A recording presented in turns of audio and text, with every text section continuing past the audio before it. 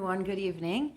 It's Wednesday night, 10 o'clock at night, and I'm on a high because I just got back from a talk by one of my favorite activists, authors, speakers, thinkers, Temple Grandin, whose movie I talked about a couple months ago. And one of her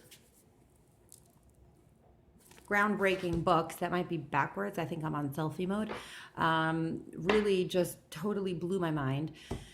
And one of the main reasons that I find her so amazing and so inspiring, for those of you who don't know, she's a famous autistic woman who has really created an established name for herself in the field of, wait for it, animal husbandry.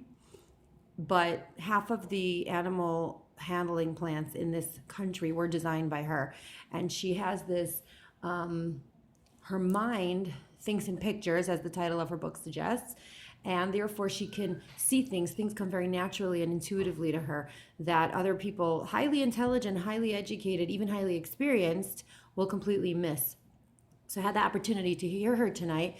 There is an organization in Cleveland called Milestones, and it's an advocacy and support group, an educational organization for autism.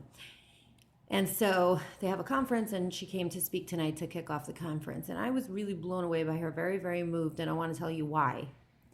It's not because she has talent, and it's not because she has an impressive bio.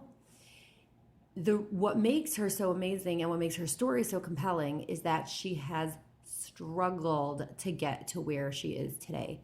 Because if it would just be about success minus the struggle, her story wouldn't be that interesting. But when she talks about how she couldn't talk and people thought that she was mentally, incapable, and she was bullied and she was harassed both in school and as an adult, and yet she continued to push through those things, and she said, I'm not going to get intimidated, I'm not going to stop, and I'm just going to keep on figuring out a way to do what I know I can do. That takes a success story and makes it inspiring. So I got home and I took out my book here to prepare for my class tomorrow. This is an ancient Jewish text called The Path of the Just, and I open it up to where it's bookmarked, and I see here I open up this book. It happens to not be bookmarked to where I need it to be, but this is where the bookmark was. And it says here in the margin, one's ability to perfect himself is directly related to his success in overcoming his struggles. Did you ever have this experience where you hear something or you learn something and then you're like, oh my gosh, that's so related to what I'm going through right now. That's so related to what I'm thinking about. That's so connected to what I need to hear. And I'm like reading through this, and it says here in this book that to the degree that a person has overcome, that a person has conquered, to that extent will he attain his goal and find joy within it.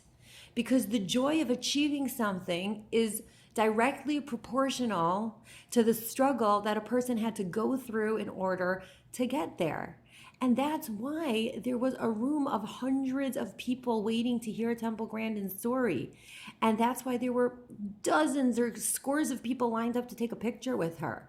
Not because she's successful, but because she had to work so hard to get to that success.